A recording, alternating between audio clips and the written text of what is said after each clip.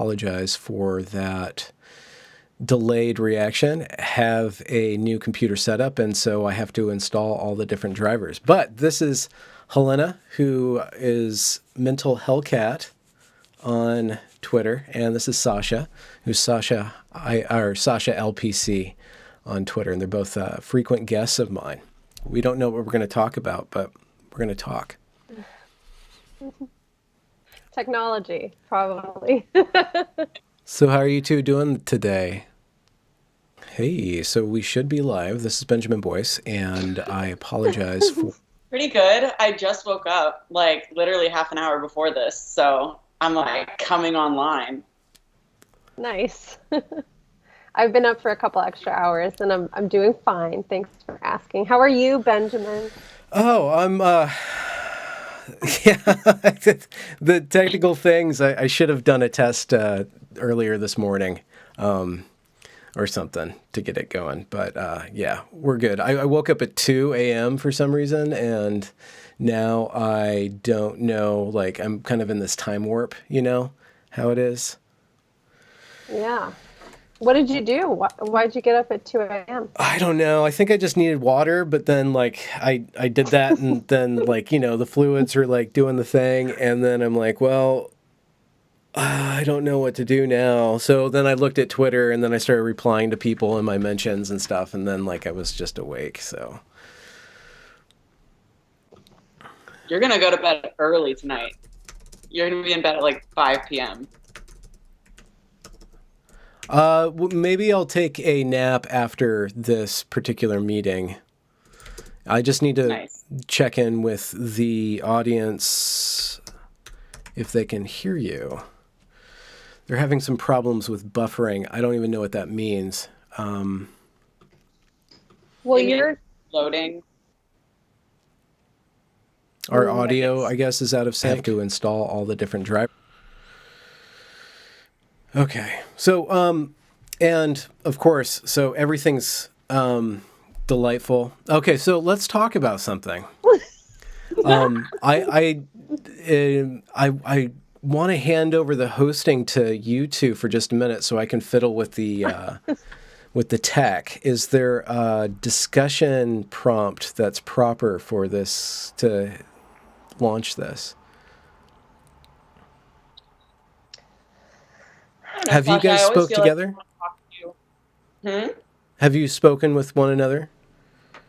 Yeah, we've spoken over the phone before, but never like on an actual stream or video or anything like that. So yeah, I'm really excited. I think you're like probably one of my, I don't know what to call it, but like if I had like thought leaders of like who I look up to in terms of like, I like your train of thought, and I like where you go with things, like you're definitely up there. So I'm really excited to talk to you. Thank you, Helena. I appreciate that. And I'm always really impressed watching you kind of evolve and think through things in new ways. And because you're such a public presence, at least on social media, I'm really impressed by you. So I'm glad that when you said thought leader, it sounded like I was like controlling your thoughts or something. That was a little bit like, oh, weird.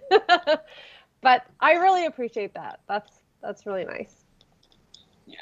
Whenever I say something like thought leader, I always think of thought as in like THOT. Like thought leader. Okay, am I the leader of that group too then? You're definitely a thought leader. Well, one thing that's interesting to me, like that's happening right now, is just how much public attention detransition is getting. I mean, even just a year ago, there was barely anything compared to what's happening now. So that might be an interesting thing for us to discuss. What do you think about that? I have a lot of thoughts about that, especially considering like, I feel like when you start getting into like detransition communities online, especially outside of Reddit, it's like the Reddit community is a little bit different because it's very personal, and it's a lot of people talking about very deep and personal things.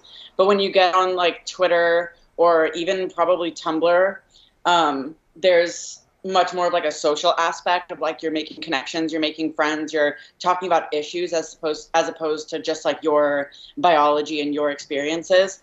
And so I feel like then when you get to that place in detransitioning online, there is a lot of pressure to like speak out and to share your experience or whatever, like, especially if, I don't know, because I feel like there's a couple different people who just like, when you read their thoughts, you can kind of tell that they're very smart and original and interesting. And then so you're always getting people asking you questions. You're getting people like offering you opportunities left and right. And so I feel like there's a lot of pressure for people to start like speaking out publicly and to have a public presence.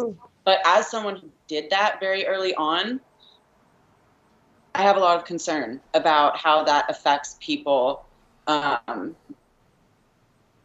processing this whole thing that happened to them that's so different, that's so unique, that's so complicated, and being expected to do that all online, especially when there are people who come at you with like a political angle.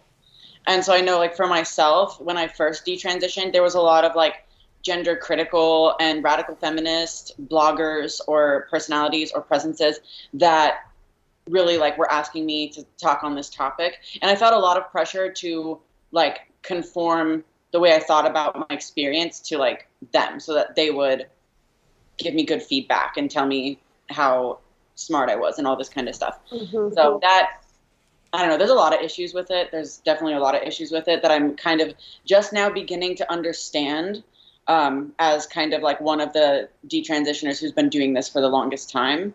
There's definitely some people who have been doing it for longer than me, but in terms of like who I interact with, I'm definitely like the furthest along. So you're talking about how when you first started to share your story, you were approached by a lot of feminists with a certain kind of angle, their take on why this is happening. Have you noticed more attention from like larger media sources like journalists and that kind of thing? Are you getting the sense that there's more public attention beyond just the small scope of gender critical feminism?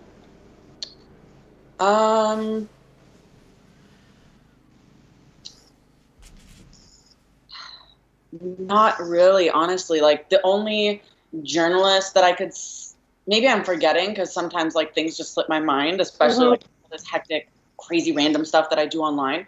But in terms of journalists who aren't already in the gender critical sphere, who haven't been in the kind of detrans conversation, like Jesse Singal, for example, the only person that I can say that's kind of approached me was Michael Tracy. And he didn't even want to, like, we ended up talking a lot about detransition, but the reason that he approached me wasn't to talk about detransition specifically. It was to talk about how, like, trans activism and Black Lives Matter, like, why are they so tightly knit together? And why are we seeing these, like, Black Trans Lives Matter protests now instead of just the Black Lives Matter? So that's, like, what he wanted to talk about, but we ended up talking about detransition.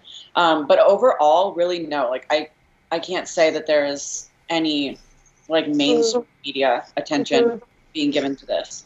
Yeah, and I don't know if he would be considered mainstream, but I'm aware that like Abigail Shrier went on Joe Rogan, which is a really big deal, and of course got millions of views. That's true. And Deborah So recently wrote a book. I haven't read it yet, but it's about this myth that gender is a complete social construct, and she was also on Joe Rogan. And I know they've spent a significant amount of time talking about ROGD and detransition and stuff. So I mean, he's not exactly a mainstream journalist, but he certainly captures the attention of a really broad audience. So I have a feeling that more people who don't have skin in the game, like they're not an ROGD parent, let's say, but they're just someone who's casually, checking out these stories. I do think it's making its way to the broader public. And of course, there's the case in the UK with Cara Bell. So I mean, that's bringing a lot of attention to the idea of childhood transition. But that may not impact individual detransitioners on like a personal day-to-day basis. But I'm kind of noticing that there seems to be a lot of public discussion. I don't know. Yeah, I think you're definitely right. And you made a good point. Like, it doesn't really impact us on a day-to-day basis. And I think that's probably kind of why I wasn't registering that. But now that you mentioned all of those different examples, you're definitely right that there's more attention coming to it. Is there a certain type of like message that you would like people to avoid taking away from all of this? And then maybe what is the message you do want people to make of it? Because of course, like you mentioned, everyone kind of has their own spin. Mm-hmm. So, and obviously you can't speak on behalf of the huge variety of experiences detransitioners have. But like for you personally, what is it that you don't want people to make their takeaway message, or like what do you want people to know? I just would like to avoid, especially in like the early stages of figuring out what this is, because the way I see this whole trans phenomenon, like both in terms of like queer theory and activism and the political aspect, but also like why individual people are transitioning and identifying as trans and finding so much value in this kind of like belief system about themselves. The way I see it is it's so different and complicated and a result of just like I can't even wrap my head around all the different things that are coming into play here. Yeah. And then so I think while we're trying to figure this out, we should avoid politicizing it or making it somehow like trying to find a pre-existing method of analysis to figure it out. Definitely just be looking at it like very open-mindedly and objectively, and that's kind of where I get frustrated with people, because there's like obviously like the radical feminist and gender critical side where they're kind of like they're taking these assumptions that they already have from their belief system and they're using those assumptions to discuss the trans issue. But then there's like the more conservative side, and there's like the parent side of like, oh, the left is eating our children, and like to an extent like there's an argument to be made. But yeah, I think we should just avoid doing all that. And the message that we should be putting out is one of like, okay, there's something going on here and we need to be compassionate and we need to actually understand what individual people are going through and do our best to bring as many points of view that have been affected by this to the surface.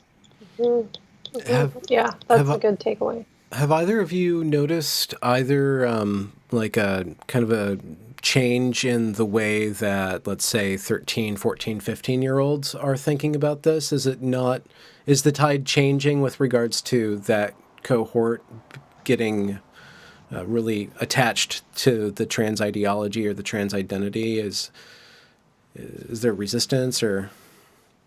So I obviously don't really keep up with 14-year-olds that much. Well, the other question is, are you being contacted by them as public figures in this conversation? Yeah, so I've been contacted by like a few young girls who are like age 15, 16, like somewhere along that line. Not 100% about the trans thing. Actually, weirdly enough, I've been contacted more about the sexuality thing, where like there's been a couple like 15 or 16-year-old girls who have messaged me and just been like, I'm so confused. I don't know what my sexuality is. I feel so much pressure to like put this label. I don't want to have sex. What do I do? Oh. And I'm just like, oh, baby. Like, they're so stressed out about like, there's all these messages from like the sex positive, kink positive, queer positive, blah, blah, blah, blah, blah. And it's like they don't even feel like they have space to just be kids for the rest of the time that they have available to be kids and to just focus on school and to focus on, I was going to say go to the mall, but all the malls are dead. Whatever they do. But so I've been contacted about that actually quite a bit more. In terms of the trans thing with 15-year-olds and like that age group, what I've seen, it literally is like copy and pasted from what I was doing at 15, 7 years ago on Tumblr. Like the exact same thing.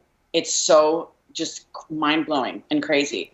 There was a really good example of someone I came across. Oh yeah, there was somebody I saw on Twitter who was making a post and was just like, oh, hi guys, I've invented a new gender. It's called worm gender. The pronouns are worm self, blah, blah, blah.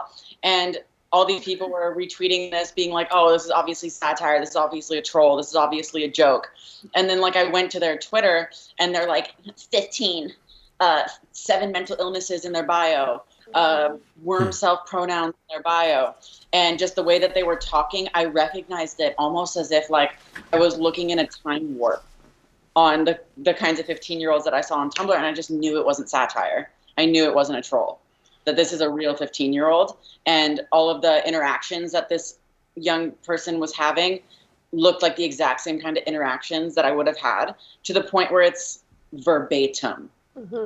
It's like I can see the original post and all of the interactions below it are copy and paste from what I would have seen 7 years ago. Mm-hmm. So that is something really interesting. Well, you've charted on my channel, and I've listened to several other young women specifically talk about being in that kind of mindset and then growing out of it. What happens to the person who doesn't grow out of that? How does it develop if you don't diverge from that? I think at some point everyone will grow out of it, but I think what really matters is like the social situation you're in. So if you're one of those kids and then you turn 18 and you go move to Portland or something to go live in like a queer living house space or some crazy thing like that, and you just like get involved in that scene, you get really enmeshed in it, I can see how you wouldn't be able to grow out of it for like God knows how long. And then I think those people are the ones who are more likely to, like, obviously your mental health is going to decline a lot just because those spaces are so bad. The way of thinking is so bad. It's a lot of like hurting people coming together under this really nonsensical ideology and just being awful to each other.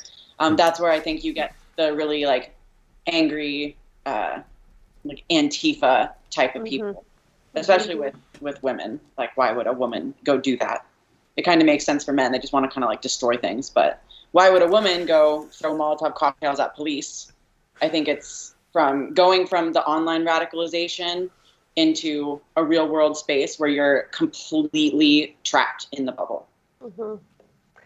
I had a professor in graduate school who was a marriage and family therapist, and he was like a mentor to so many kids. He was an amazing teacher, and he always used to say, when you look at a relationship, it's the emotionally weaker person who always dominates and controls. And what he meant by that was people who have a weak personality feel like they have to exert a great amount of control on their partner to satisfy their own kind of immature tendencies.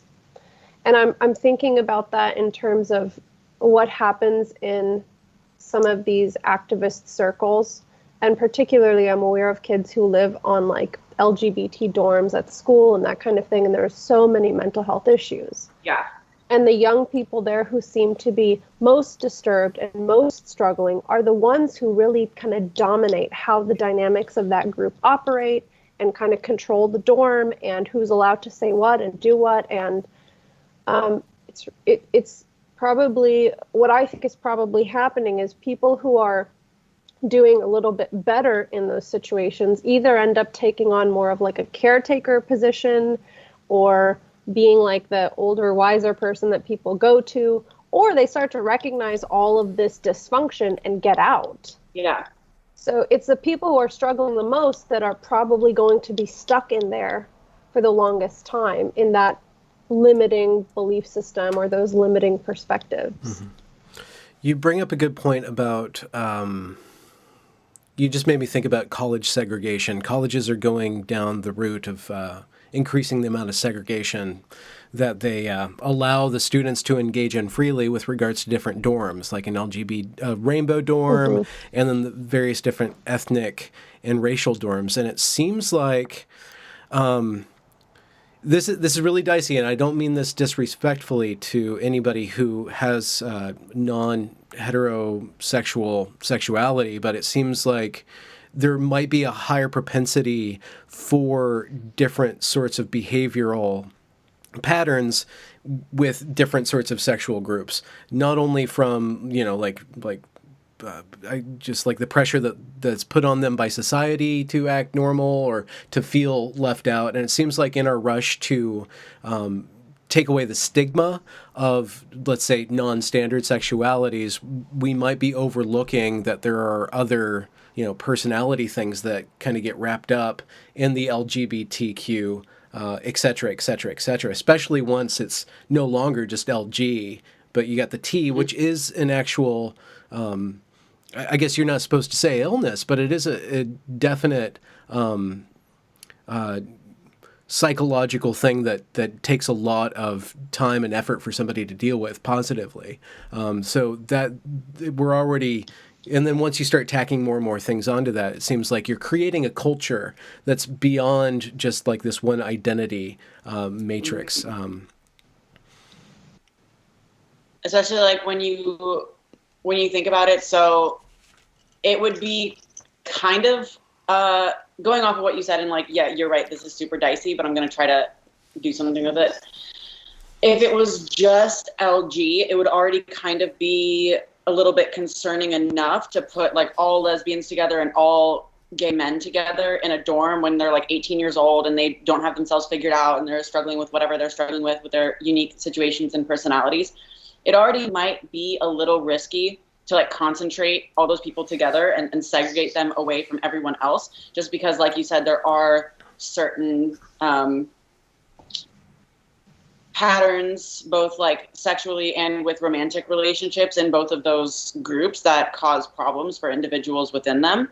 But then when you add in the gender ideology, I think that makes it even worse. So it's no longer just homosexual and bisexual people. There are straight people mixed in who are just confused about themselves. There are lesbians mixed in who don't allow themselves to understand that they are attracted to female-bodied people. They force themselves to believe that they're attracted to male-bodied people. And then there are gay men in there who have the same problem, but on the flip side. And there's like the kink positive kind of ideology.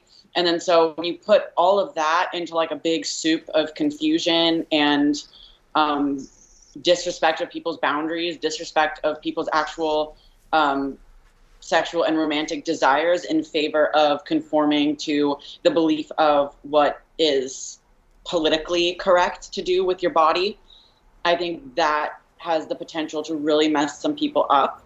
And I mean, I only went to college for 1 year, but I was in first I was in the mixed sex LGBT friendly dorm.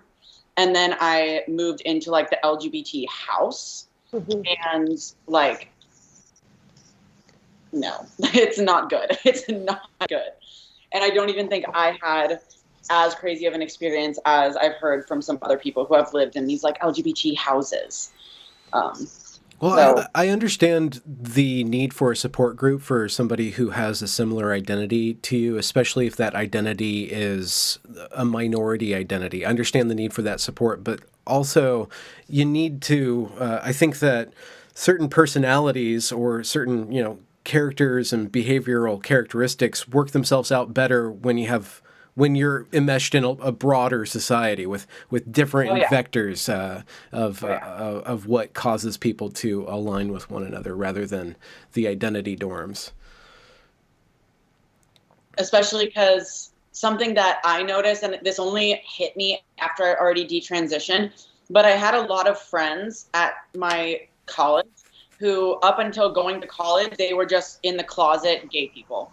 So, like, I knew a couple lesbians and 2 gay men who they were just from some part of Ohio in the closet, or maybe had just come out, like, senior year of high school, something like that. And then they got to college, they were like, oh, I'm going to go find a gay support group. And they joined the LGBT club. And then a month later, they're non-binary and going on hormones. Mm-hmm. So I think, like, the whole idea of support groups, I'm skeptical whenever someone calls something a support group, honestly, because I've just seen what can happen to people in the name of support groups and in the name of bringing people with common experiences together when they probably just need to go be in the normal world. Sasha, are there rules of order for support groups or best practices that you're aware of? Yes, I mean, usually they're facilitated by a mental health professional. And, when you are leading a group or facilitating a group, you're trying to keep in mind, the purpose of the group. So you have some kind of agreed, shared goals that everybody in the group is aware of and is on board with. And then you're facilitating the dynamics of members of the group so that if there's somebody, for example, with a highly domineering personality or someone who tends to belittle others, that the facilitator tries to monitor that carefully and maybe even have the group members share how they experience that person. So like a properly run therapy group uh, allows us to actually develop some self-awareness about how we impact one another, how our behavior lands on people, and how we're perceived and how we make others feel. So a support group is not just a free-for-all agreeing with every single thing every single person says in the group. Maybe I'm not creating a clear enough distinction between a support group and a therapy group, but in a properly run support group, there's also a person there to kind of monitor the way the conversations go, make sure everybody feels like they have some space as well. And that can account for personality differences, because obviously there are some people who are, so timid that they might join a support group and have no inclination to talk. And so they might kind of become invisible in the course of meeting, once a week for 6 months or something. So, yeah, I mean, that's how support groups typically operate. In my experience with trans and LGBT-centered support groups, there is so at my school, the club that we had, it was facilitated by two professors, but they were the two gender studies professors. And when I've been to different, I haven't been to any LGBT-specific therapy groups, but I have just been to group therapy in a very progressive, woke city. And there is that monitoring of what are people saying? Is everyone okay with what's being said? But it's not along an objective line. It's not Mm-hmm. it's only looked through the lens of, are you saying something offensive? Are you saying something problematic? Are you saying something that is coming from a place of privilege? That's the kind of stuff that we would be called out on and asked to discuss, and it would turn into a little mini struggle session type of thing. And so that's the kind of atmosphere that is usually present in these kinds of groups. So even though there's on the surface, it's, it's monitored, it's facilitated, it's not done well at all. Did you say that there's gender teachers that are running these support groups too? I mean, is that not just absolute conflict of interest there? If they're already ideological teachers and now they're kind of slipping into this psychological realm. Sorry, Sasha, what were you saying? No, that's a good question. Go ahead, Helena. Yeah, definitely. The two facilitators were the two gender studies teachers, professors. They literally head the department, and they also were present at almost every single meeting that we had. And it basically, for all intents and purposes, was just a gender studies class that you didn't get credits for.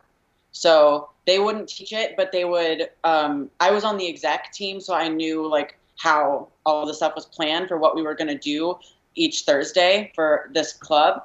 But we would get together with the two advisors, the gender studies women, and we would pick a topic that we wanted to educate everyone on, and they would help us with the way that we would present it and the way that we would word things. And it was just we would go up with a whiteboard and teach about neo-genders and pronouns and all this kind of stuff, and genderbread person, and we'd be super condescending to all the new people who were just like I said, suburban gays who just wanted to talk to other gay people but landed in this hell pit of pronouns and intersectionality. Yeah, so that's great. Could I ask one quick question, not related to our conversation? Could you both go up to the top right-hand corner of your Skype, and there is a rectangle that should have options. Can you both click grid view? on Yes. that? Yeah. Okay, it's all on grid view. All right. Mm-hmm. Well, Helena, that dynamic reminds me of something that Benjamin, you covered in one of your videos, your evergreen videos. There was like some clip of an audio that happened during a class where I couldn't believe it was a class because there was absolutely no like material being taught, but basically it devolved into what sounded like a really poorly run group therapy session. And one student, because this was audio, it wasn't clear to me, but one student who I presume was white said that they felt attacked or something by the conversation that was going on. And then the teacher, and then someone else basically told that person that they're not allowed to feel attacked or whatever. And the teacher kind of took the side of that other student. And it was pretty incredible to hear. But it's kind of like you're both of these examples are the line between therapy and education is getting really weirdly blurry, and the aspects of these conversations that are called therapeutic are not therapeutic. Yeah. And the parts that are called education are not really education. So, and in therapy too, I mean, in our field, I see more and more articles and news pieces written by therapists, and they've adopted this very, like postmodern, like intersectional ideology in therapy. And so I think all of these lines are getting very blurry, and it's really hard. If I was a young person today, it would be really hard to know if I was in a classroom like that, like, am I wrong? Is it bad for me to have different feelings or thoughts, or is my teacher wrong? Because I mean, these are authority figures. So how do you parse out like what you should actually think about these conversations? Is there like an underlying pattern to how that you've seen, Sasha or Helena, about how that stuff has like just become this mass in and of itself? Was there something about gender that is uniquely qualified to be used to, you know, kind of mix these belief systems with these therapeutical practices?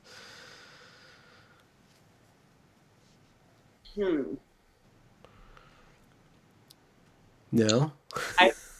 Gender is a little bit unique. So definitely like with the whole identity politics thing, people are using various, I guess, socio-political identities to define themselves and to interpret themselves and interpret their experience. Like you see that a lot with other categories. But gender is a little bit unique because the whole concept of gender itself is kind of theoretical. Like there's a biological and objective basis in sex, but the whole idea of how we behave, how we socially interact, and calling all of that gender as one thing completely separate from biology, that is in itself an idea that people have come up with in order to interpret themselves and the people around them, as opposed to like you can make an argument that like race is also a social construct and like whatever, but I think it's a little bit different. So when you take gender and its highly theoretical nature and the way that it has evolved over the last few decades from being just a way to describe various forces in society and various outcomes in society and analyze them, and has now kind of morphed into almost like an entire sphere of thought in and of itself. Like it's completely separate. It's its own life form. It's its own, like, I don't even know how to describe it. It's hard to describe. But then you take like therapy and how popular it's gotten in the last few decades. Like everyone's always saying, you need to go to therapy, without any discussion on what is good therapy. What kind of therapy should you go to?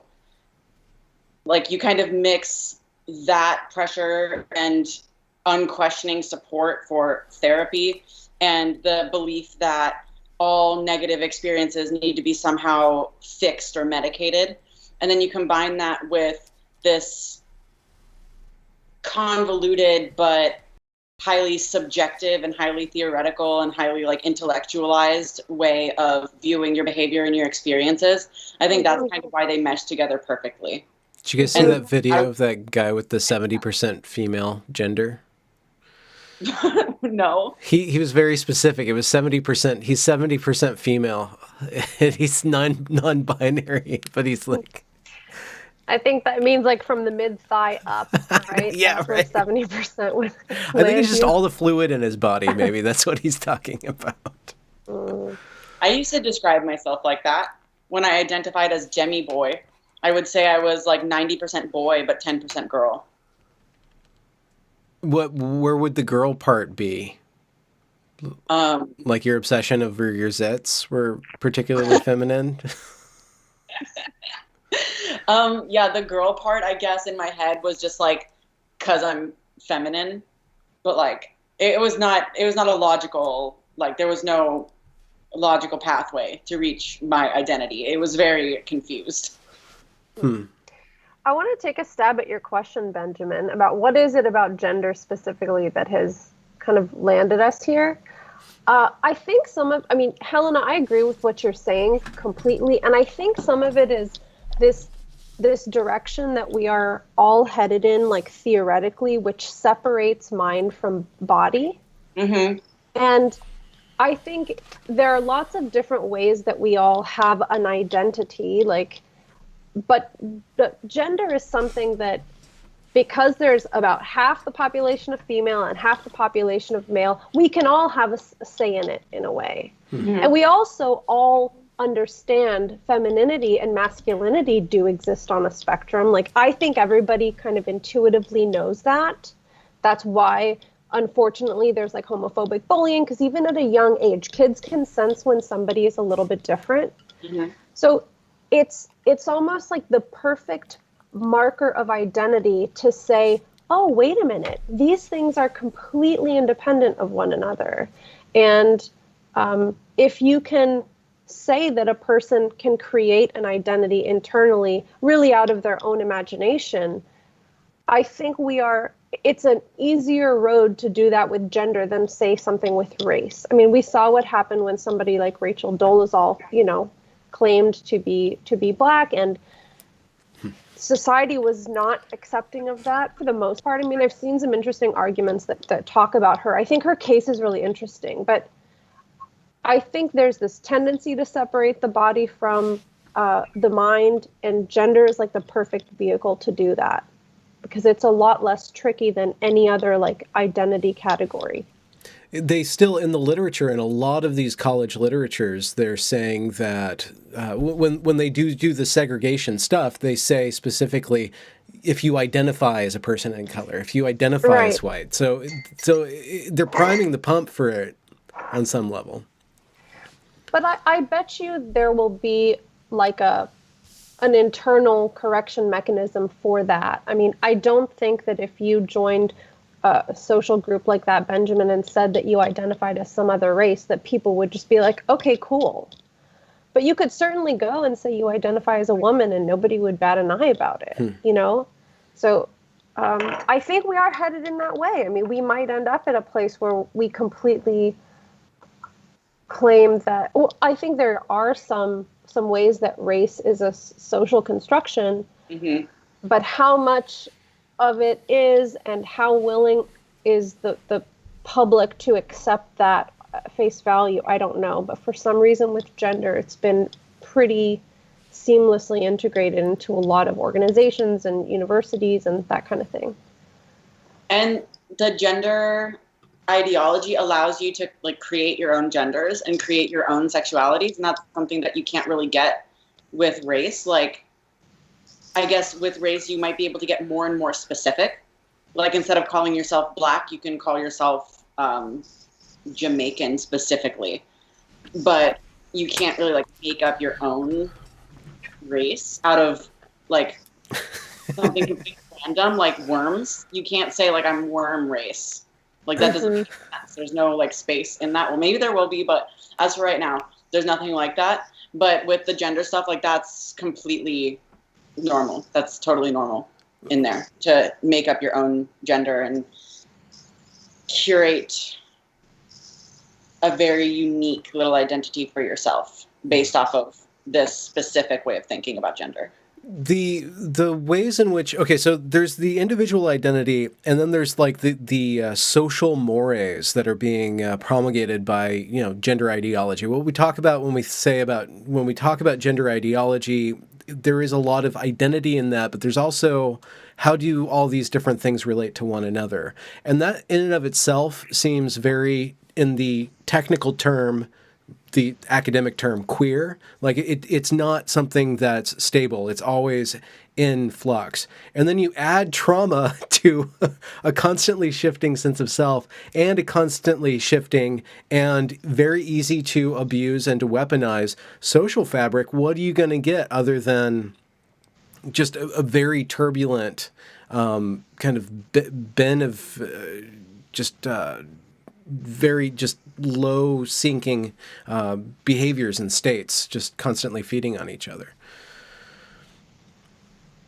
And I don't see how the adults that are allowing this can't see down that road that far. It seems like it's either bad actor. It's like either the adults are trying to give people the tools to escape distress. I think that would be the most positive thing that you can say. But then there's also probably some adults, and I see in the political arena that, well, you know, it's a lot easier to control unstable people because you just give them, I mean, and I'm thinking Seattle right now. There are specific politicians who are mobilizing these groups and other groups like the homeless group, people who are actually in need on a variety of different levels. And there's something about this ideology that is so corrosive, it just doesn't make sense why people that are responsible and mature allowing this to and even pushing this to go forward. It is really upsetting because you can see how corrosive it is. Like when over the course of my year at college or whatever, like my mental health didn't get better the more I got involved in these communities and the more I attended gender ideology events. Like I didn't get better. My grades actually went from being like decent A's and B's to academic probation and being threatened with expulsion. And why? Just my Was that why do you think that you slipped in that direction? Did you get bored of the schoolwork, or was there other distress that was being introduced? And was that tied to your social group and that stuff? Lots of distress was there. So like the first week of college, I got into a massive fight with my mom, and she basically like kicked me out and was like, don't come back until you figure out that you're a girl, you're crazy, blah, blah, blah.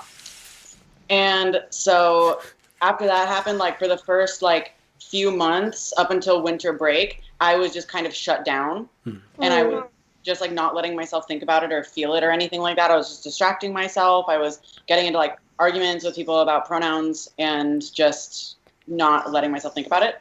And then Christmas break rolled around and I didn't have anywhere to go. I didn't go home because I wasn't talking to my parents. So I just stayed on campus and everyone left campus and I was just like alone with my ex because she also wasn't talking to her family in like the LGBT house for a month and a half with no like living soul to talk to.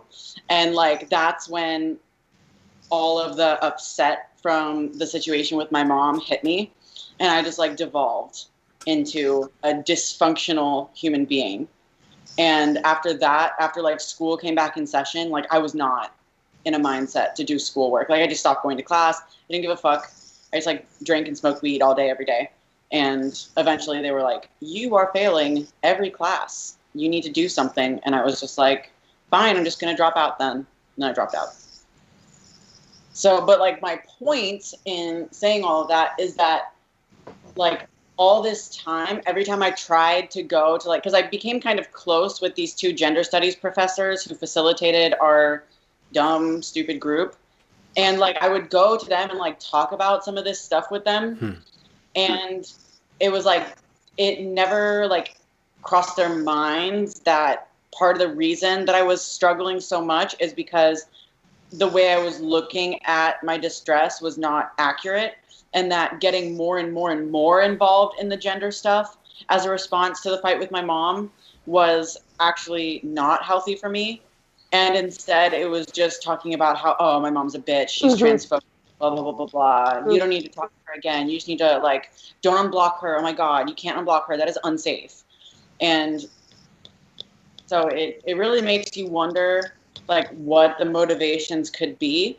Because, like, this woman clearly cared about me. Like, I sat in her office many a time crying about my mom.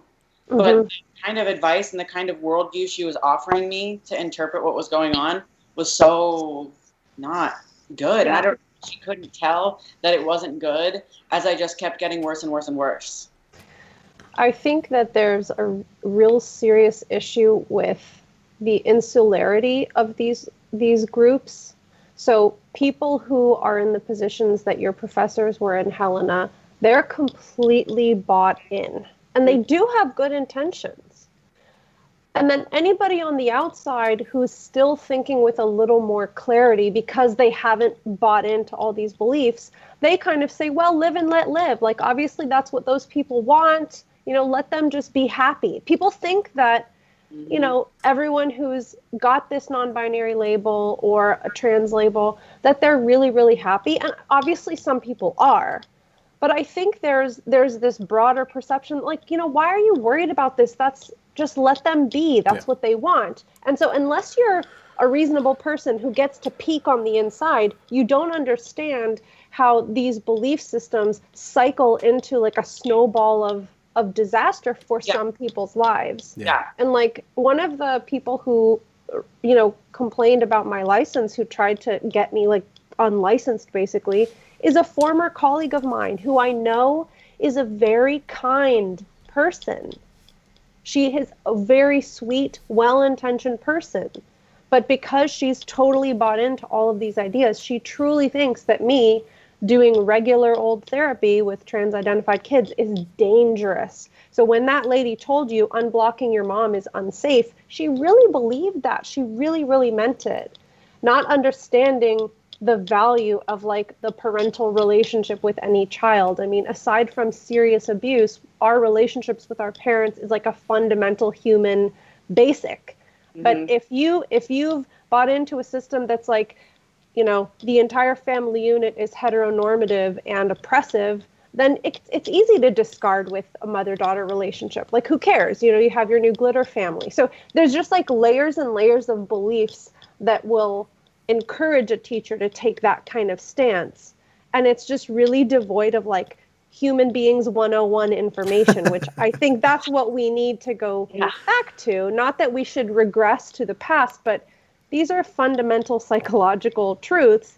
And when we throw them all away, we end up doing something that is completely experimental.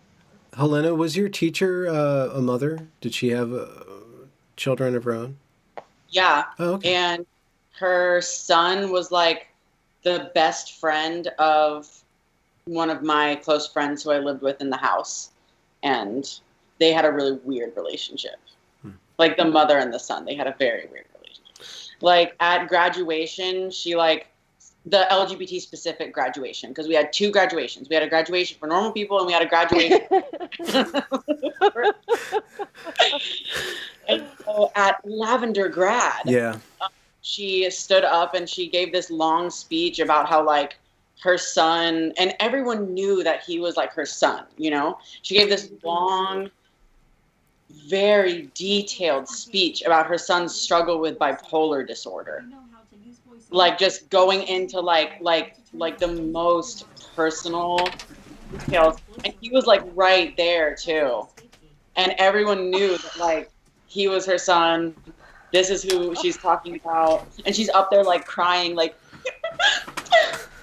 about when he was 14 and having mental breakdowns at home. That is that's the kind of person that is facilitating our group and convincing all the small town gays to go on estrogen. Helena, this is a little off topic, but somebody asked in chat, and I think it would fill out the story that you said. How did you get reconnected with your mom? What were some of the steps that were that led you back to speaking terms, if not hugging terms? I don't want to assume your intimacy. We're on hugging terms now. But yeah, so we had each other blocked for a while, for like probably 4 to 6 months. And then like my dad, who now I look back and he handled everything the best way that like a father could, honestly, like crazy. I don't know how he kept his shit together. I mean, he probably didn't behind the scenes, but in front of me, he kept his shit together. But so he like, I had him blocked too, and eventually like he called the school and was like, listen, like my daughter hasn't talked to me in 6 months. I'm worried about her. And the school was all like, just so you know, your father called. I don't know what you want to do with that, but just stay safe.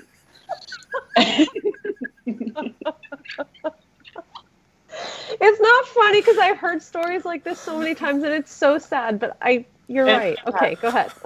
I like to laugh about it now because it's just like so goddamn, like every time I think I want to go back to school, I think about when I was at school, and it's just so bad. Okay. But so yeah, and I of course like wigged out completely, and I like went back to my little LGBT house, and I told them all like, oh my god, like my dad, like he's stalking me, like he's calling the school, oh my god. And I was like so upset, and they were like, oh my god, like we need to get a baseball bat because if he shows up here, I will straight up like dude. And this was just my dad like trying to reconnect with his fucking daughter. Like I can't. I don't know. Hold on.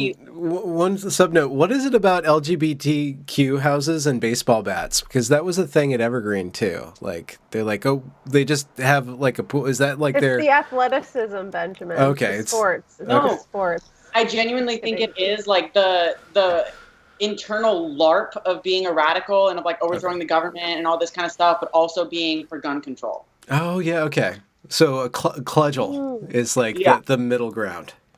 Yeah. So the next best thing is some other kind of weapon. I don't know why they don't do like swords or something. That would be a lot better. That would be cool. But that would be actually we should be thankful that they're not into swords. But yeah. So like I'm wigging out, whatever, and then I like talk to my dad, and I'm so like defensive, and he's just trying to like kind of get it into my head that my mom like overreacted and we just had like a huge fight and that she really regrets it and all this stuff. He told me that she was going to therapy to like try to like process everything and like accept me being trans or whatever. And he gendered me correctly, which was like really got under my skin because I wanted him to be transphobic so that I could continue hating him. Like, damn it, why would you? And so that kind of stuff went on for a few months until I eventually caved in and I allowed my mom to call me. And then she called me and she like apologized and stuff. And she told me that she like went to therapy and that it wasn't okay for her to like go that far with like her reaction. And I was like, I felt really confused and we ended the conversation. And then I went back to like my glitter fam and told them all about it. And they were like, oh, don't believe her. Like, oh, she's such a liar. And so then I was like back on the defensive. And then at some point I ended up going back to my hometown and visiting with them. And it felt really weird to like talk to my mom as a man, quote unquote, because I hadn't seen her since the week after I started testosterone, which is when we had that big fight. And then I saw her again, and like the look in her eyes when she saw me and I looked like a man and was like on testosterone was like so upsetting, gave me mad cognitive dissonance. But just like more and more interactions like that, like just seeing her and stuff. It took probably a year and a half to 2 years after my detransition to get to a point where I wasn't completely on the defensive and like assuming the worst out of all of my parents' interactions and like demonizing them in my head. Like it's very new to me to not see them as people who actively want to hurt me.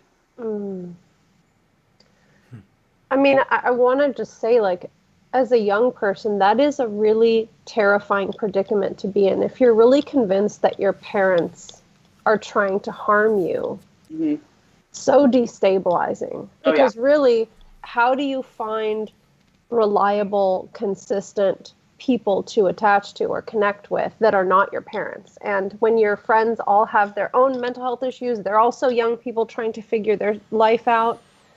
it can feel very, very lonely, and it's also kind of normal and common for young adults to disconnect from their parents to some degree. But if you think your parents are literally out to get you, that's got to be very scary. Yeah.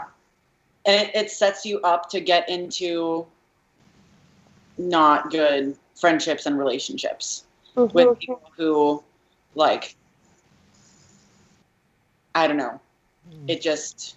With people who would capitalize on your alienation from your parents, or capitalize on that anger, or capitalize on that fear, or... I wouldn't necessarily say capitalize, but just like by virtue of having that kind of experience with your parents, it's hard to know like what your boundaries are. And like after something like that, you have such an incredible emotional need, and like you feel like literally there's a part of you missing. And so you go looking for that part in relationships with other people who also have an intense emotional need that needs to be filled by another person. And when you like bring those two things together, and two people who are really hurting and they're really desperate to have their emotional needs met by any means possible, that's where you can get unhealthy friendships and relationships, of which I had both. It's like a recipe for codependency. Oh, yeah. Between two people. Yeah.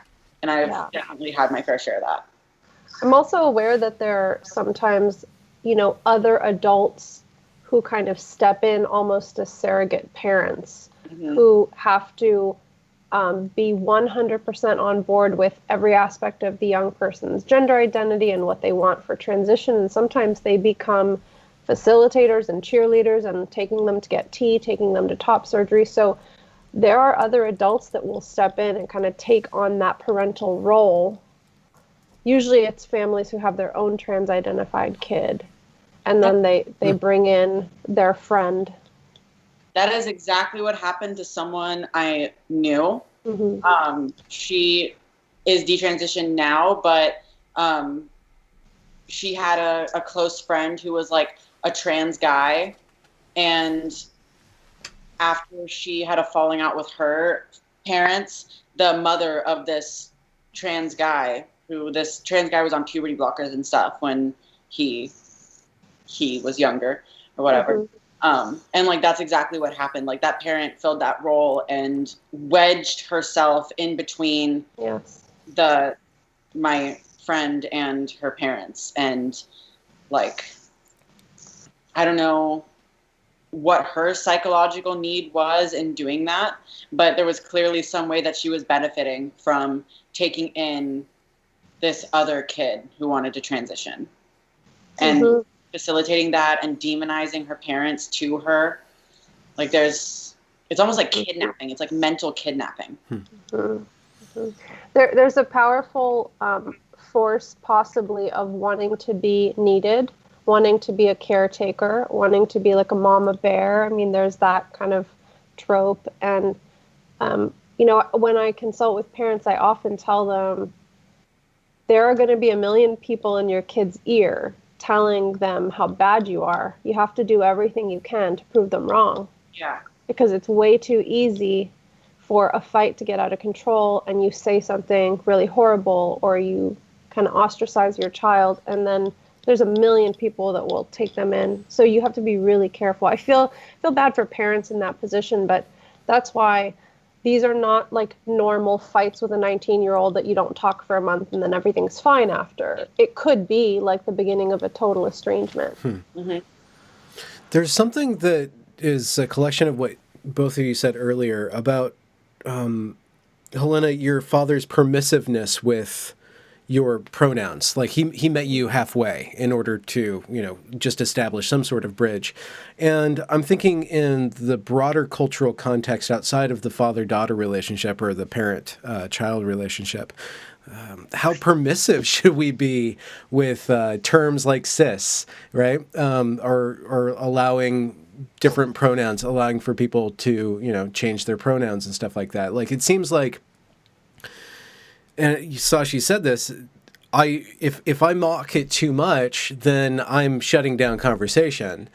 But if I don't mock it at all, I'm allowing it to, the emperor to walk around without any clothes on, and half of his meds, like strewn across the street, like, and I'm just saying, like, how the ideology kind of uses tolerance against you in a way. Like I'm supposed to be tolerant enough to build connections with people who might want to think about it critically. But at the same time, like I have deep skepticism about that. And there are different tools of engaging with that skeptically, cynically, mockingly, and so on. So it's interesting. And then we're seeing the outer limits of permissiveness on the West Coast right now with regards to the way that Antifa is just being allowed to walk around, or BLM with some sort of riotous contingent is just being allowed to walk around and berate and harass people constantly, not just the cops, and not just federal employees, not just state property anymore. It's just anybody who has a house above a certain dollar mark is now an open target. And it's because we have it seems like we're in this crossroads where we don't have like respect for authority. And I guess I just said that out loud. I didn't mean to say that out loud, but we don't have a respect for authority. And even the people in authority are so permissive that they don't even have any authority. They've given it all away. And the gender ideology, or this gender topic, has a lot of aspects to it that's very similar to the ways in which other, like homelessness situation in the West Coast, or the way in which the radical Antifa are being allowed to just go on with some pretty bad ideas and very bad, unhealthy group dynamics, and then thoroughly antisocial in its pursuit of justice. So I just wonder, what are your guys' walking that line of confronting this stuff compassionately, if that's even important for you to do? I think for me, like, compassionately would be the key word, and I just don't see permissiveness and enabling of something that I know from personal experience can be really catastrophic as compassionate. So I try to kind of like speak the truth. I'm not going to lie, but I'm also not as aggressive as I might have been previously. So it's really difficult. And I think the key to this is because people's compassion and people's empathy and emotions are kind of being hijacked right now. Because when you look at, for example, trans kids, like, you're told that any criticism of this, like, the experts know what they're doing. They know how to deal with this population. You don't know anything about this population. You don't really want to know because it's so foreign and it's so different, but you're told that this is a population that exists and they're really struggling and they're really hurting and they need this treatment, and the experts are there to tell you that they need it or else they're going to all fucking kill themselves. Mm-hmm. So that person who doesn't know anything about this is just going to be like, okay, damn, okay. I don't want them to kill themselves. Okay. But the thing is that inherent in that ideology is that they're constantly pushing boundaries. It seems like to me it's not enough, because there's a lot of aspects to this where it really pushes itself into the face with the sports, with the restrooms, and then with the varying different kinds of sexualities. Once that kink stuff breaks out of the kink community and goes like into full permissiveness, I don't think the normie is able to say, well, I don't understand this anymore, because it really is. Or when your daughter shows up or your son shows up, there's a lot of people on Twitter, which might be another topic we can discuss, the parents that are looking for help, because they're all of a sudden like, what do I do? Mm-hmm. I mean, there's a risk here that what I'm going to say is infantilizing, so I want to try to be really careful. But this reminds me of a very adolescent way that our culture is dealing with difficult topics. Yeah. And it reminds me of parents who have a teenager who's kind of throwing a tantrum. Mm-hmm. And the parent is afraid that if they lovingly set some boundaries for this child, that they're going to be hated and they're going to be accused of being a bad or a terrible mom or a terrible dad. And so the parent feels kind of paralyzed, and they're kind of like held hostage by their child's misbehavior. And I think as a culture, if we don't, kind of like even with what I was saying with group therapy, if we don't have some agreed upon norms as a society that, like, hey, we hear that this is a really important issue, we are going to sit down at the table like adults and talk about it. I want to hear your side. I'm going to share my side, but we're not going to tear down all of society because you're upset about a real problem. I mean, that's kind of what it is. And I do think that there's something really juvenile about the way certain fields are saying, no, you can't talk to me about that. Like, I don't like it. Like, what? Like, what do you mean we can't talk about that? So I just think it's really childish. Well, and then, well, how do you, so this is the interesting thing. If it is childish, how does a society, or how do you as a member of society, like, confront it, right? Because it's not like you have a personal connection with an individual child. You're having a, like a cross-cultural interaction with the society itself. And, like, who is the adult in the room? And how do we become adults again in this matrix? So I think if you're going to use the analogy of like an adolescent and a parent who's paralyzed, I think the best way to go about it would be to first actually understand what is going on. So with parents, I think, and you can correct me if I'm wrong, but in situations like this, if a parent responds completely in an authoritarian fashion, where they don't make an attempt to understand where the child is coming from and to empathize with the emotions that are causing the tantrum, and they just say, go to your room, shut up. Yeah. That is not a good way of bringing about a resolution. Right. But if a parent is able to, like, reflect on themselves, reflect on the situation, understand and empathize where the adolescent is coming from, then they will probably be more able to show the adolescent that they care, they hear where they're coming from, but they have to set this boundary. And I think that even though that's not the adolescent isn't just going to suddenly drop everything and be like, oh, okay, I get it. Like, there's still going to be resistance, but it's not going to be the kind of resistance that would come from just completely trying to shut it down and be domineering. So when it comes to, like, society, I think we have to take a similar approach of actually understanding, like, why is this gender stuff so important to these people? What purpose is it serving for them? How can we understand the problems that are causing this and address it in an actually healthy way? Is the gender stuff addressing it in a healthy way, or is it actually very maladaptive? And then after understanding that, and after, being able to first talk about that and come to some informed conclusions, then set some boundaries. And I think if you are able to do that, then people who are open will see that you're not just setting boundaries because you hate trans people. If you can show and establish that you care and you understand, but this is an informed boundary that you have to set, I think that would be the best way to go about it.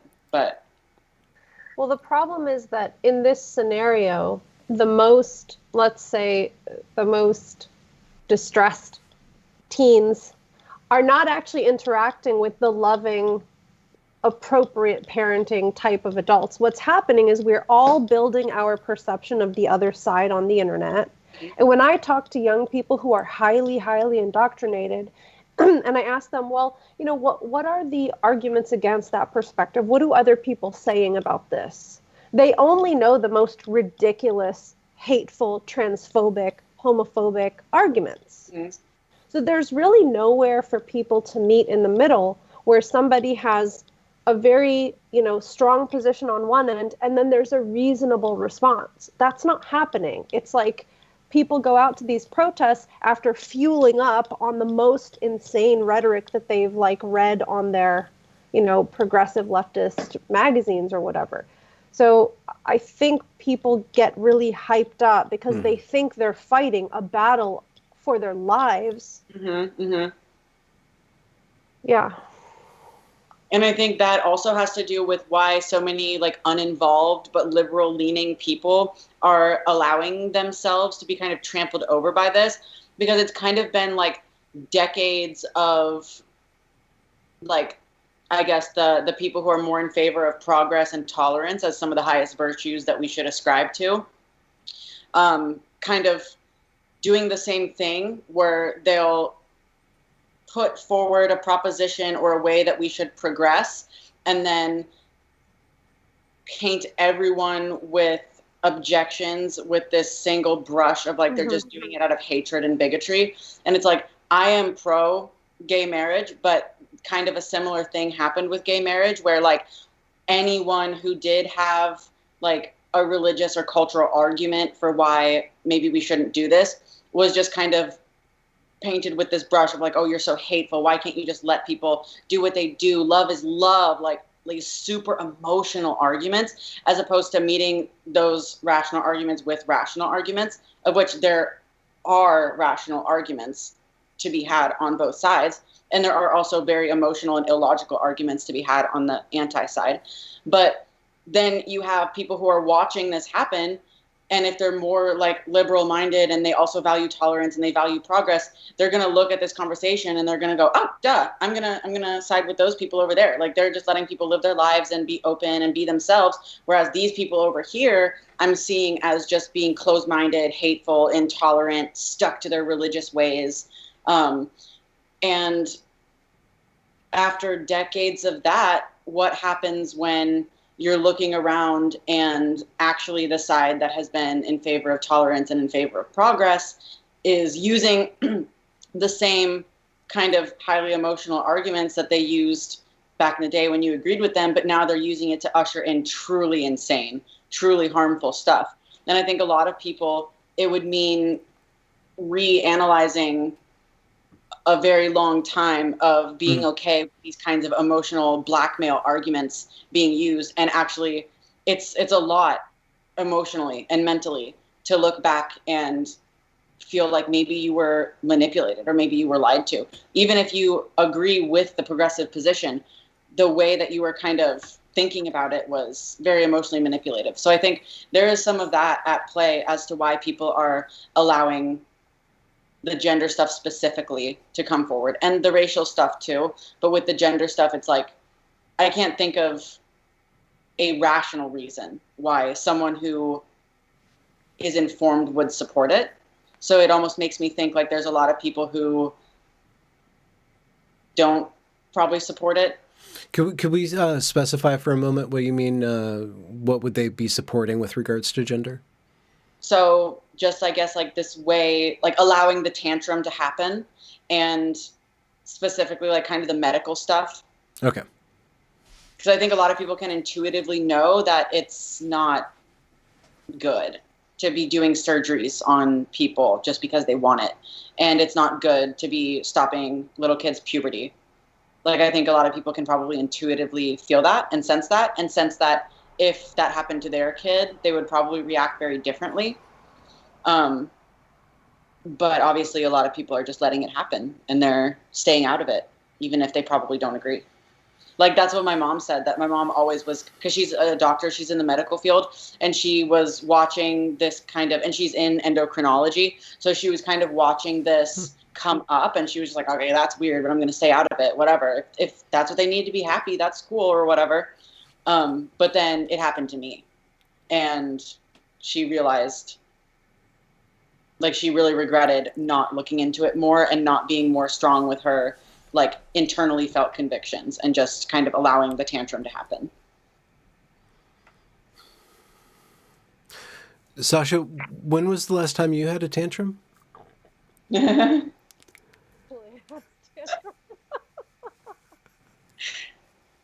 we're all human. Your audio is pretty low, or is it just me? Oh. No, it's her. You're really quiet. You might need to replug it in. Okay.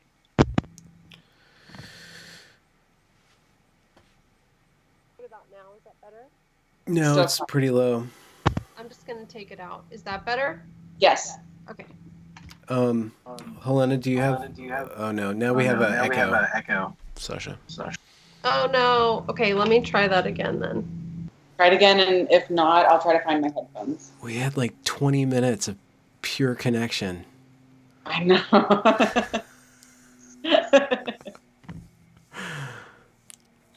Lovely. 20 minutes of pure connection.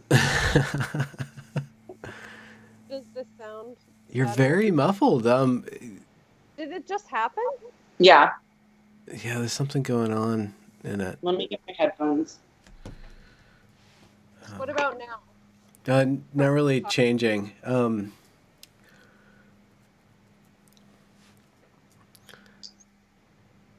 sorry. That's okay. Can you just yell? Actually, just have a tantrum. Okay, I'll try to talk as loud as I can. Okay, I can hear you now. Okay. I can't All find right. it, so Oh, okay. Well, I'll just talk like this. yeah, just scream. I look like a CIA person, you know how they I was thinking, yeah, like from an AT&T commercial back in the day.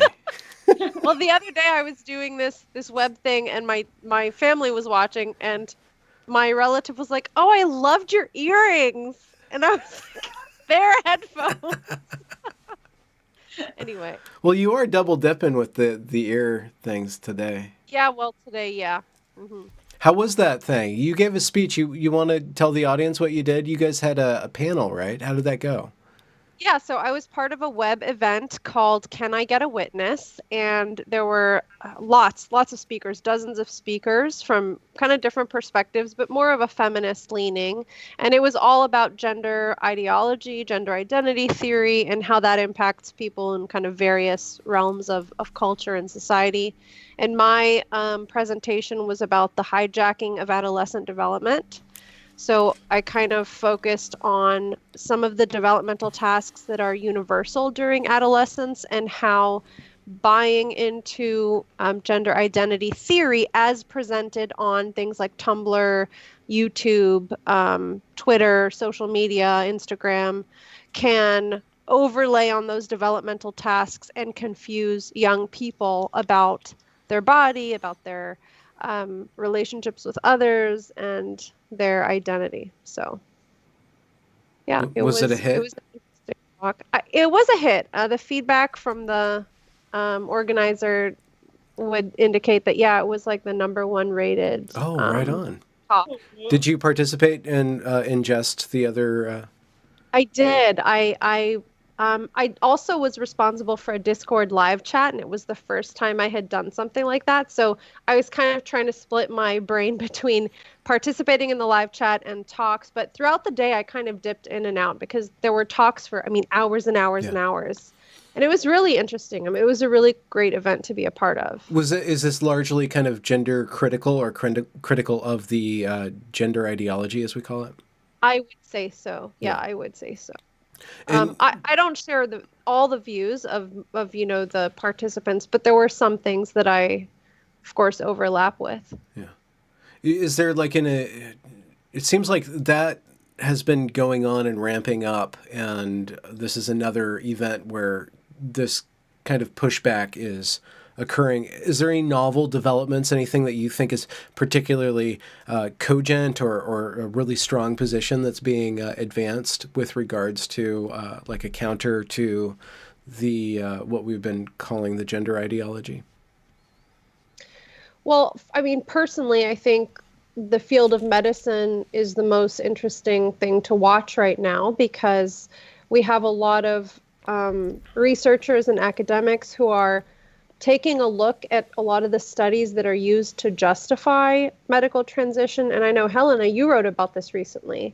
And as we look at this data, we can see that either the reportings on what the outcomes say is inaccurate, or sometimes we're talking about serious methodological flaws. And I'm not a researcher, so I can't speak in detail on that, but there are a lot of physicians and medical researchers who are saying, wait a minute, we're using these studies to justify something, but actually these data don't actually show us that this is safe or that these are good kind of procedures to be following if someone's gender dysphoric.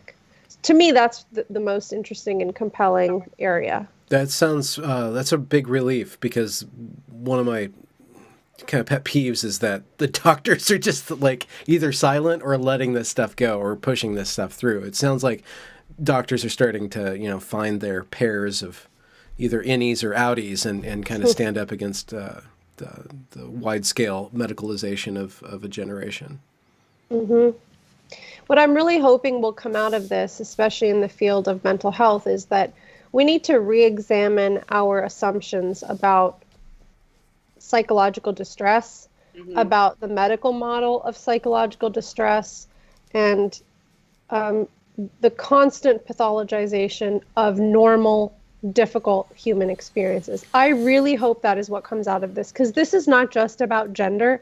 This is about mental health more broadly, and what we expect from a normal developmental trajectory from being a child to being an adult. Like, what levels of distress are we expecting? What is normal? And what are some general kind of human well-being things that we have forgotten about that maybe explain the distress more so than a specific disorder that you have that you need a pill for or something like that? Do you think that, this is a long shot, do you think that it might be possible that the amount of lockdown time, the amount of internal time that people have had, will lead to a spike in concern about mental health and perhaps like more energy put into like figuring out what it is to be a psychologically healthy individual? You know, that's a good question. I go back and forth about that. On one hand, I'm in my own little kind of bubble. I mean, I'm in gender identity stuff all the time. And I know for clients I work with and families I work with, kids having some time away from school and peers has actually been really helpful, because if you are identifying as trans, that pressure to pass when you're in a social situation is really strong. So if you're just at home with your parents who don't really think of you as trans anyway, sometimes that can cause some relief because there's not that performative element that you have to think about. Of course, other trans-identified kids get frustrated because they're not getting the validation. However, I do think that people are realizing how badly we need human contact. And even though we have these great web technologies that have allowed us all to kind of transfer seamlessly into COVID work and all of that, I think people are starting to realize, like, oh, three-dimensional, in-person, smelling each other's pheromones, all of that stuff is good and human and necessary. So I don't know. I hope that maybe after this is over, people will try to connect more and build in-person communities, because I think it's important. I like the archipelago life. Archipelago? I think it's archipelago or Okay. Pelagio. I don't know. I like being on my island. Okay. Watching other people from there, but I know it doesn't work because hence Seattle and Portland are in flames because people have been cooped up too long. So I know it just doesn't work. You can't scale it up. Helena, what about you? Because I know that in like youth culture, talking about mental health is really, really common. And like you mentioned, the 15-year-old, having a million diagnoses in your bio. I know you're, of course, older now, so that's not like your realm. But what do you see happening with COVID and people's mental health discussions?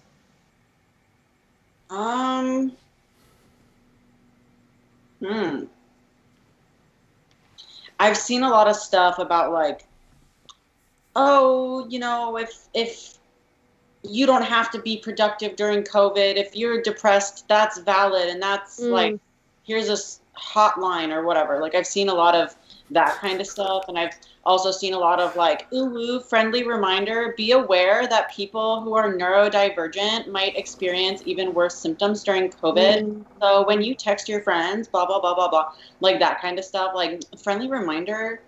But I haven't seen a lot of actual discussion about like what's going on, why are we feeling bad? Because I think most people are feeling bad. When I talk to like my actual friends, like we're all kind of like struggling because even though like a lot of places are opening up now, like there are consequences to not being able to go in public with your friends. And also, like in the beginning, a lot of people were even scared to like have one-on-one like being together with a friend because they thought they were going to catch COVID and die.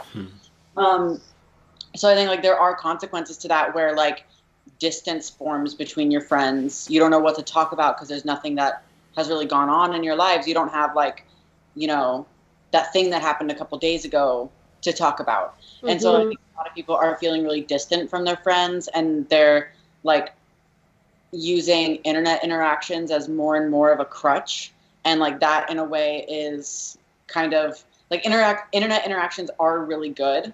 Like they can be really positive, but also it can make it even harder to like socialize in real life, because on the internet you have so many options for people who are into the same kind of niche stuff as you are and like think about things the same way that you do. The only thing is that they're halfway across the globe. Yeah. And so I think like when you use internet socializing too much to compensate for weeks or months of literally not being able to see another person face to face, that I think can really hinder you when things are opening up again. And you're like, where do you stand with your friends? Where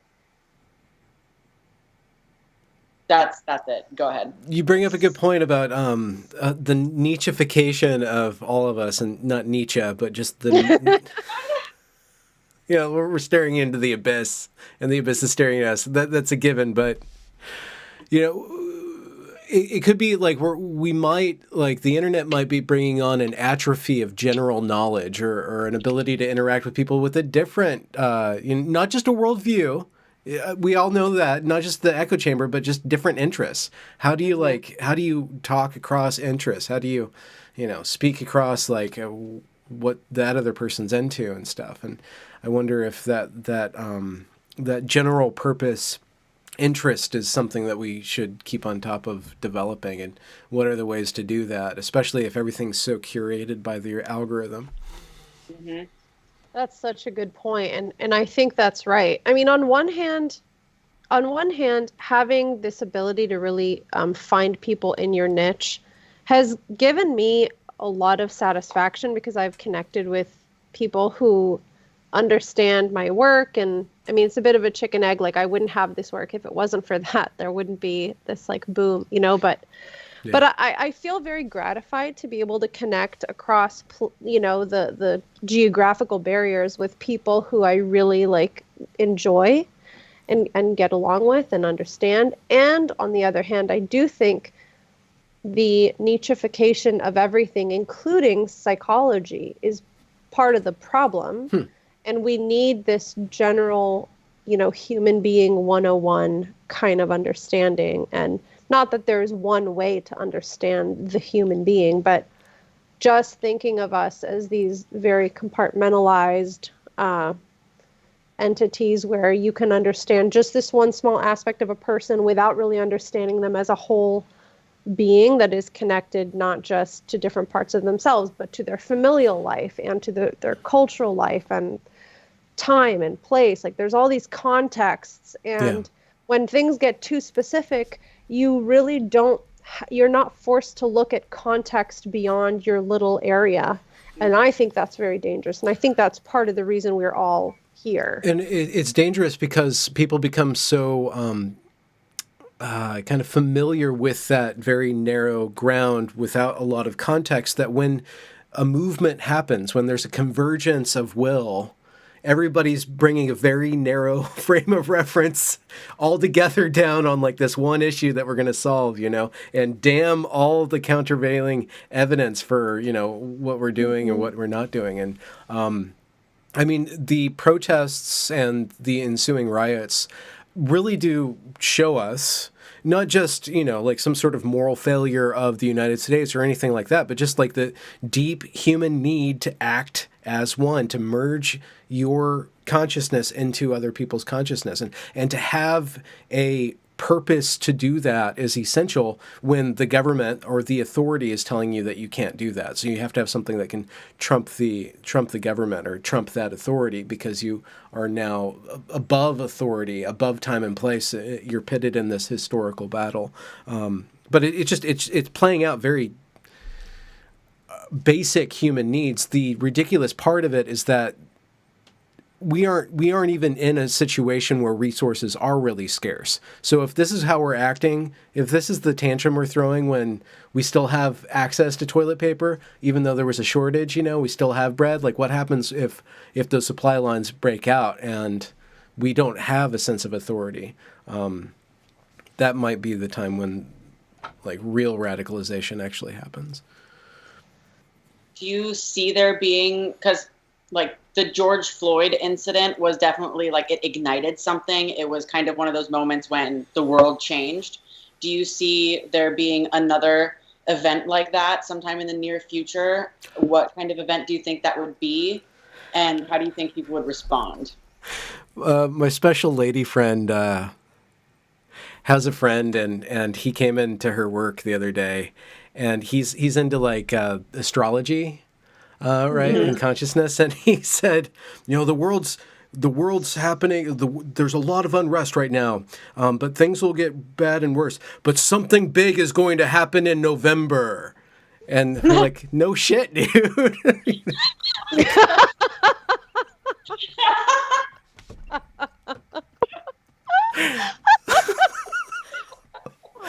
So that's my answer. Same. Yeah, something's gonna on that third, man. It's gonna be wicked. I don't know. I try not to get too emotional. It's really difficult. I need to produce content that I'm interacting with tenuous emotional situations. I need to do that. I need to, that's where people say that I provide them value when I go into a tenuous or some crazy situation and I reason my way through it. But it's really exhausting. And everything on the federal level is just so beyond me and so filled with passion that I just don't see how, I'm supposed to interact with it at all in an adult way. It's presenting itself to be a pretty big challenge just for me. Did either of you going into 2020 have an intuitive sense of, oh God, this year is going to be fucking insane from day 1 to day 360?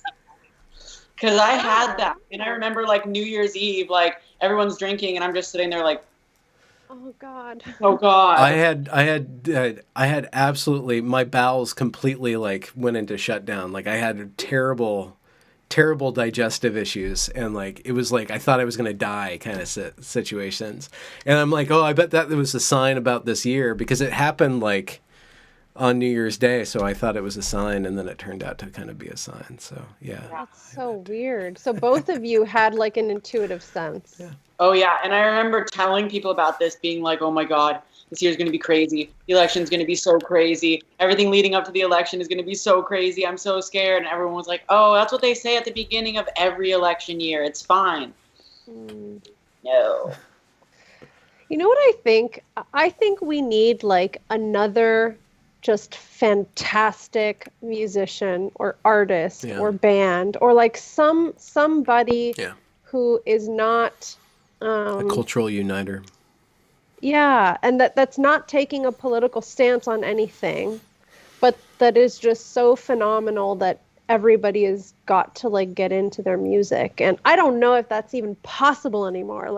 Spotify might have ruined that for everybody, but I feel there were times that I remember where some incredible artist is known to just unite people from different backgrounds or different socioeconomic status, and everyone just loves their music so much, but I don't know, does that happen anymore? I mean, do people cry at concerts? I don't know. Yes, but do people cry at concerts?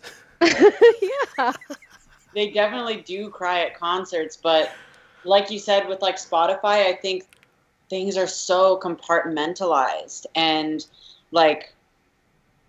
I think a lot of the conversation around art is very kind of cynical and negative. It's if you're more of a fan of one type of music, you're going to look down on other people. Or if you have a genre of music and there's a particularly popular artist, people are going to look down on everyone who is a fan of that popular artist because they're a fan of these more obscure artists. And there's just kind of, I don't know, in my opinion, it's gotten worse in recent years. Just the kind of Like there's not a lot of unity around music and art anymore. And then you also have to look at like, I just feel like there's not a lot of good art being made right now across the board. I think my evergreen musical will do what Sasha wants. I think everybody will go and cry. I bet they will, Benjamin. They will cry. I'm sure they'll cry. And if not, I will make them. Have you heard it yet, Helena? No, I haven't. It's just bits and pieces right now. I do have a song. Somebody wanted Turfs the musical, and I do have a part where in one of the bridges they break off into they go into like why the gendered bathrooms aren't there anymore. They go, and if you're cis and need to piss, we hope you don't miss the gendered bathrooms. We got rid of them because hers and him are problematic heirlooms. I won't do the whole thing, but they go on. It's just the whole musical. It's just like Evergreen is completely, it's just like this condensed pill of everything that's happening. And you can find it, it's all reflected in there. All the way to the really weird pride flag. Like, they didn't have the arrow flag, they just had like a brown and black fist like punching through the rainbow. And it was like, wow, brown fisted sexuality, like there's some weird mixed messages going on there, guys. But whatever, you know, maybe the thumb was white, but like it got darker and darker. It was like smashing the rainbow. Like, I don't know. Anyways, Subliminal messaging there. So is there anything that we can plug at the wrapping up this live stream? Is there anything else, Sasha? Is there ways to access your lecture that you gave, or? No, not yet. So the organizers of the event are going to be releasing some footage, I think, for rent sometime in the fall. Okay. And once I get the green light from them, I am going to post it at, on my YouTube channel. But as of right now, I think just if anything happens, I'll announce it on Twitter, I'm sure. Okay. Good stuff. Helena, do you have a book coming out? Yes. I'm just kidding. I don't. No. Articles? Yeah, I'm working on something right now. Do you have a blog? Where does your stuff end up getting posted? My Medium. Okay. There's not a lot on there.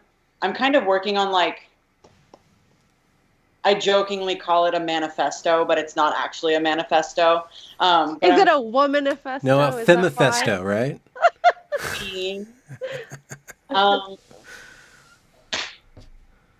Yeah, it's going to be about how like gender theory and social justice contributes to the development of trans identity. And it's going to be like 64 pages long. Wow. It sounds magical. Why 64? That's like a magic square or something.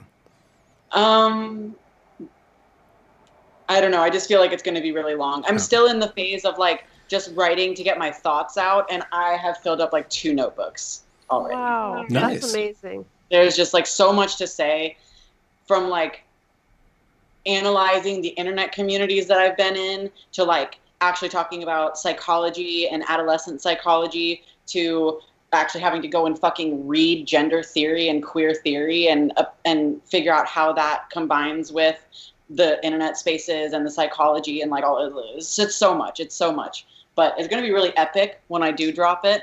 And I feel like it's going to really help people understand what is going on, that the kids are not all right. So yeah, oh my gosh. I don't know when it will come out because like I said, it's like, I'll go for a whole day and do nothing but work on it and like fill up a notebook, and then I'll like spend the next 2 weeks being really overwhelmed and not able to interact with it. So, well, if it does help you at all, you had one person simping on you throughout the call. Wow. Do you want What me to does that read what mean? they said? Yeah, What please does that do. mean? Helena, can you explain to Sasha what simp means? So it's actually kind of an older term. Like it's been around for a while, but I only really learned about it when it started getting popular on the internet. But it just kind of means like, basically think of it as like male groupies. over Oh, an okay. internet female, an e-girl. And It's I like a guess, fangirl with money. IMP? yeah, fangirl with money. There you go. There you go. Oh, cool. Which I Are you don't- assuming fangirls don't have money? No, they don't usually tip that well. At least as well. No, actually, they okay. Well, Okay. oh, Okay. Okay. Well, Helena's simp is going by the codename E.